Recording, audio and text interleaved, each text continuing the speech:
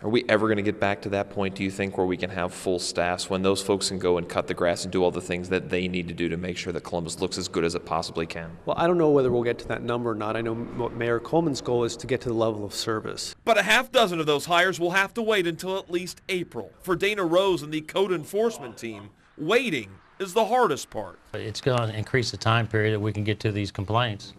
A little more time to get out and take a look at the properties, a little more time to do our re-inspections.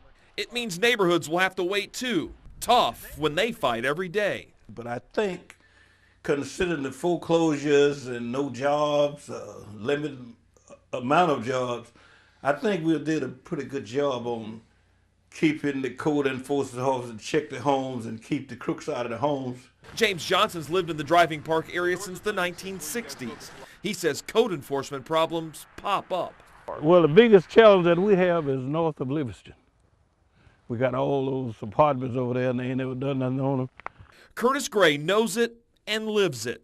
It's really gotten bad over the years. Like, a lot of houses are getting tore up, windows busted. Dan Williamson says code enforcers aren't miracle workers, and adding more now won't solve all problems. They're very important, but they cannot themselves solve neighborhood blight. That is a process that involves the legal system.